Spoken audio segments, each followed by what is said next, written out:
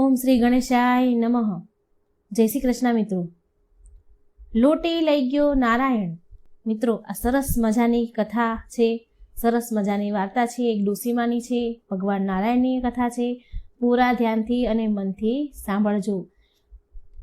ભગવાનનું નામ લઈએ અને ભગવાન આપની સહાય ન કરે, ભગવાન ન આવે એવું તો બને જ નહીં. એ આ વાર્તામાં તમને જોવા મળશે. તો મિત્રો, તમે આ વાર્તા પૂરી સાંભળજો અને જો સારી લાગે તો લાઈક, શેર અને મારી ચેનલને સબસ્ક્રાઈબ પણ જરૂર કરજો. એક ગામમાં જમનામાં કરીને એક ડોશીમાં રહેતા હતા. તે જમના ડોશીમાને ભગવાનના નામ હારે કંઈ લેવા દેવા નહીં. એ ડોશીમાને તો એમનું ઘર ભલું, એના ઘરનું કામ ભલું અને સૌથી વધારે જો એને વાલું હોય, અંતરમાં પ્યારું હોય તો તેનો જીવ હોય તો એક નાની એવી લોટીમાં. તાંબાની નાની એવી લોટી હતી, બસ એમાં જ એનો જીવ રહે. એ જમનામાં લોટીને ઘડી ઘડી જોયા કરે. દિવસમાં કામ કરતાં કરતાં થોડી વારે લોટીને જોયા કરે. જાણે કે એક બાળકને એની માં જોતી હોય, એક માં એના બાળકને વારે વારે જોયા કરતી હોય, એમ એ જમના ડોશીમાં વારે વારે એ લોટીને જોયા જ કરે. કચરો વાળતા હોય તો વાળતા પણ 3 થી 4 વખત લોટીને જોઈ જ લે. આટલી બધી લોટી વાલી એમને. એ ડોશીમાના ઘરના બારણાના ખૂણા પાસે ડોશીઓ ભજન કરે. પાડોશીની ડોશીઓ સત્સંગ, ભજન, કીર્તન કરે. એટલે જમના ડોશીમાને બોલાવે, ચાલો જમનામાં સત્સંગમાં. જમના ડોશી તો ઘસીને ના કહી દે, તમારે બધાને સત્સંગ કરવો હોય તો કરો, મારે નથી આવવું. ચોખ્ખી ઘસીને ના પાડી દે. એમને તો ભગવાન સાથે કંઈ લેવા દેવા જ નહીં, કેમ કે જમનામાને તો ભગવાનના નામ સાથે કંઈ લેવા દેવા જ ન હતા. એ શું કામે સત્સંગમાં જાય? એને તો બસ લોટીમાં જ જીવ. એ સમયે એ વખતે બરાબર થોડા દિવસ થયા એટલે ગામમાં ભાગવત સપ્તાહનું આયોજન થયું. ગામમાં ભાગવત સપ્તાહ પારાયણ બેઠી એટલે ગામની ડોશીઓ જમના ડોશીમાને બોલાવા જાય કે જમના ડોશીમાં, હાલો આજે ગામમાં પારાયણ છે, પોથી યાત્રા છે, ચાલો ને, મજા આવશે. એટલે જમના ડોશીમાં બોલે કે તમારે જાવું હોય તો જાઓ, મારે કંઈ આવવું નથી. ડોશીઓ બધી પરાણે કહે, ચાલો ને હવે જમના ડોશી, બહુ મજા આવશે. પણ જમના ડોશી તો કંઈ માને ખરી, કહે મારે નથી આવું, તમે જાઓ. જમના ડોશી માને નહીં એટલે બીજા બધી ડોશીમાં પારાયણ સાંભળવા જાય છે.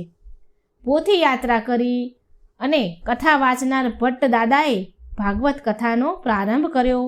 ભાગવતના પ્રારંભમાં ભાગવત કથા મહાત્મ્યનું જ્ઞાન કર્યું, કીર્તન ગાયા. ડોશીઓને બહુ મજા આવી. પછી બધી ડોશીઓ ઘરે આવી. પછી વળી પાછી સાંજ થાય એટલે ફરી કથા સ્થળે સત્સંગ થાય, ભજન કીર્તન થાય એટલે ફરી ડોશીઓ સત્સંગમાં જાય. એટલે એક ડોશી ફરી જમનાબા પાસે જાય અને બોલે છે કે જમનામાં, તમે આજે આવ્યા નહીં ને પોથી યાત્રામાં, આજે અમને બહુ મજા આવી. આમ કહીને ચાલ્યા ગયા એ ડોશી.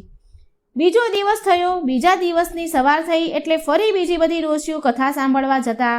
એટલે ફરી એ ડોશીઓ ફરી પાછા જમનામાને બોલાવા ગયા કે આજે આપણા જમનામાને આપણે બોલાવીએ, ભલે માને કે ન માને.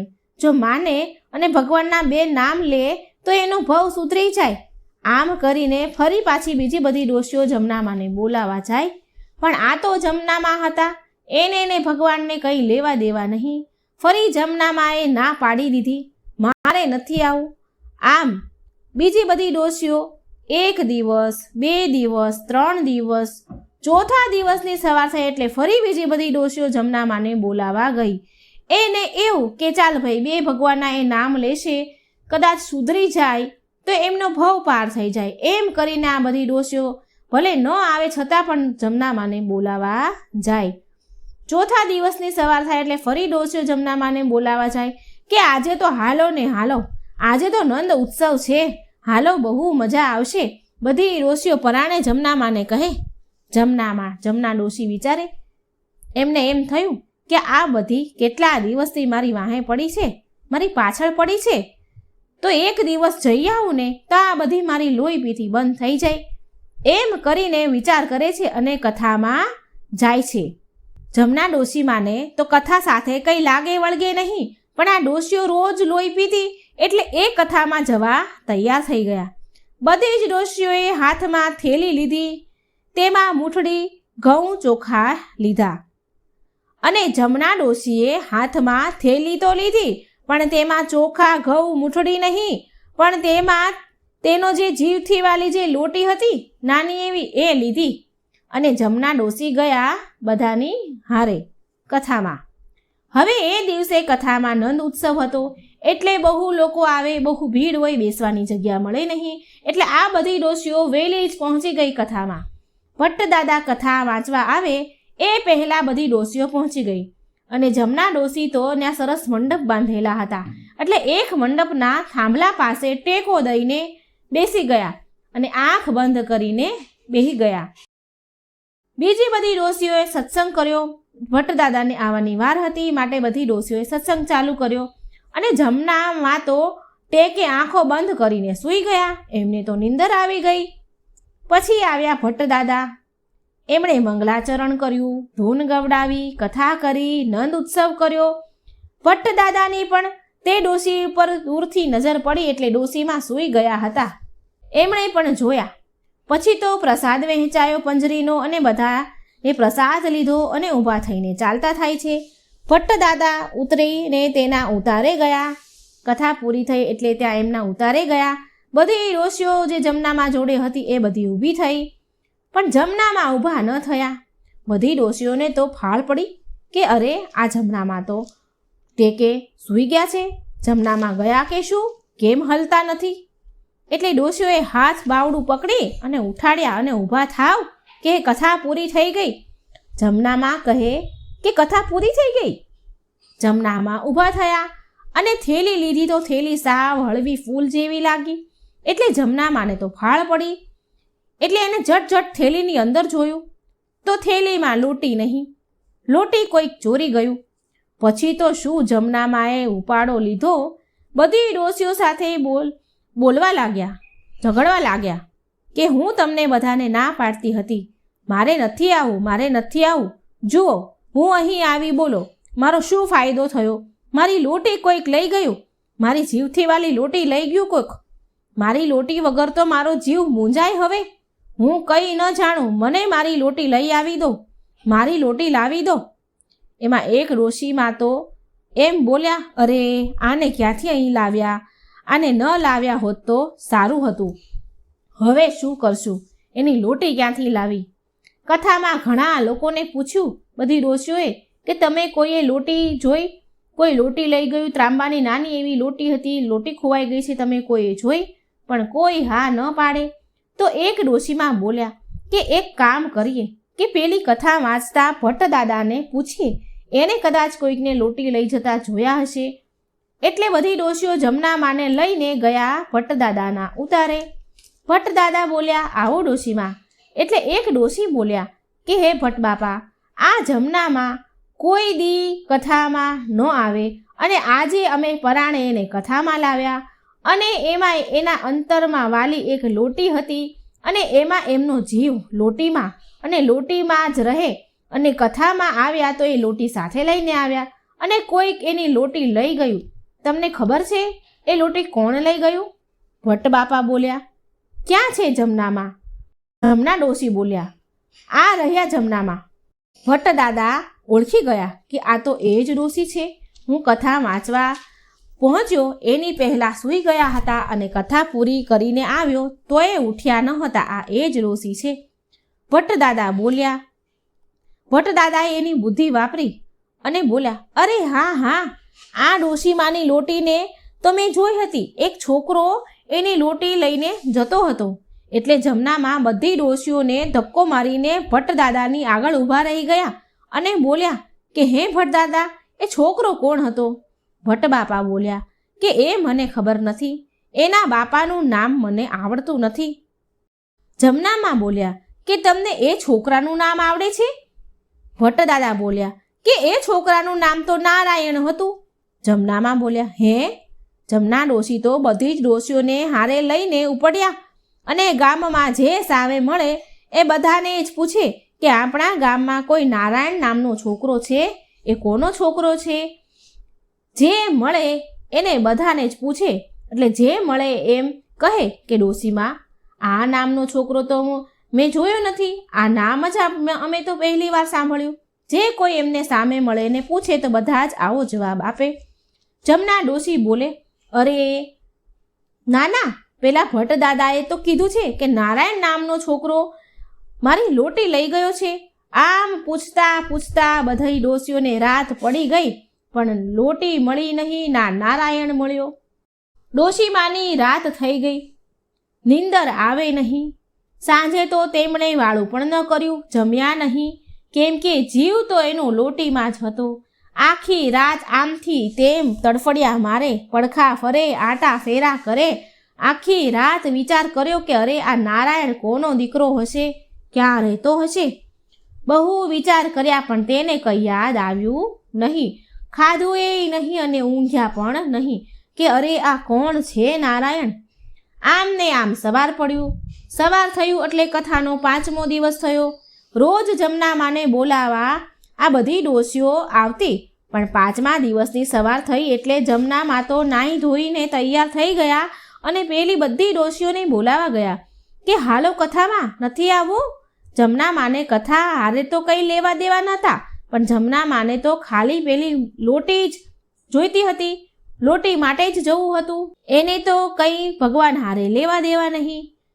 જમનામાને એમ કે કદાચ મારી ક્યાંક લોટી મળી જાય, એટલે જમનામાં બધી ડોશીઓને કથામાં લઈ ગયા. કથા શરૂ થાય એ પહેલાં કથામાં પહોંચી ગયા. કથા શરૂ થાય તે વાર હોય તો એ પહેલાં બધી ડોશીઓ ભજન કીર્તન કરે.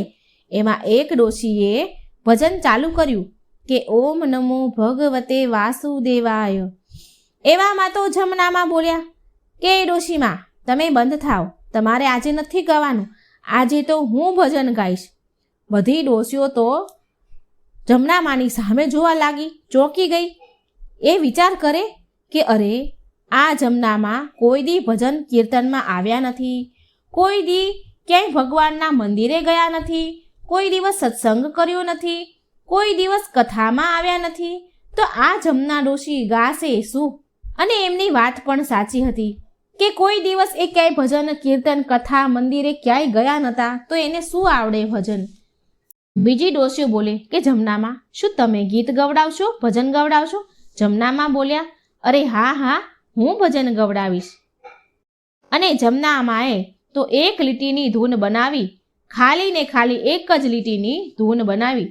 જમનામાએ તો ભજન ચાલુ કર્યું. હું તો ગઈ તી સાંભળવા પારાયણ, મારી લોટી લઈ ગયો નારાયણ. હું તો ગઈ તી સાંભળવા પારાયણ, મારી લોટી લઈ ગયો નારાયણ. આમ એમને તો એક જ લીટીની ધૂન ચાલુ રાખી. જમનામાએ તો આ એક જ લીટી આવડે, એટલે બીજી ડોશીઓ કંટાળી કે અરે આ બીજી લીટી ગાય તો સારું. પણ જમનામાને ભગવાન ભજવાની થોડી વાત હતી, એને તો બસ લોટી જ જોઈતી હતી, લોટીની જ પડી હતી. આમ ને આમ લોટી કરતા કરતા કથા પૂરી થઈ. સાંજે બધા ઘરે ગયા, પાછા સાંજે સત્સંગમાં આવ્યા. ફરી ડોશીમાએ પહેલાંની જેમ બેસી ગયા, કોઈને ભજન ગાવા ન દીધું અને આ એક જ લીટીની ધૂન એમણે ફરી ચાલુ કરી. મારી લોટી લઈ ગયો નારાયણ, હું તો ગઈ હતી સાંભળવા પારાયણ, મારી લોટી લઈ ગયો નારાયણ. બસ આ એક જ ભજન સવાર સાંજ કથામાં ચાલુ રાખે. ઘરમાં કચરો વાળે તો પણ આ જ ચાલુ રાખે, મારી લોટી લઈ ગયો નારાયણ, મારી લોટી લઈ ગયો નારાયણ. આ કચરા વાળતા વાળતા સવાર સાંજ સૂતા બેસતા ખાતા પીતા એક જ ચાલુ રાખે. હવે તો શેરીઓના છોકરાને પણ આ જમનામાનું ગીત આવડી ગયું અને જમનામાને ચીડવવા લાગ્યા. ડોશીમાં જ્યારે શેરીમાં નીકળે તો છોકરાઓ પણ આ ગાવા લાગે કે હું તો ગઈ તી સાંભળવા પારાયણ, મારી લોટી લઈ ગયો નારાયણ. છોકરાઓ જમના ડોશીમાને પૂછે, હે જમનામાં તમારી લોટી મળી કે નહીં? આ કોણ છે નારાયણ? જમનામાં બોલે, ના નથી મળી. ઉદાસ ચહેરે બોલે, છોકરાઓ તમને ખબર છે કોણ છે આ નારાયણ?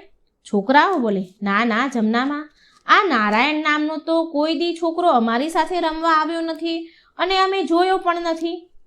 હવે આમ કરતાં કરતાં કથાના સાત દિવસ થયા. 7મો દિવસ હતો અને લોટીના ખોવાયાના 3 દિવસમાં તો આખાય ગામમાં લોટીને નારાયણ થવા લાગ્યું. ગામમાં જ્યાં જુઓ, જ્યાં સાંભળો, કૂવે, નદીએ, બધે જ્યાં સાંભળો ત્યાં લોટી અને નારાયણ જ સંભળાય.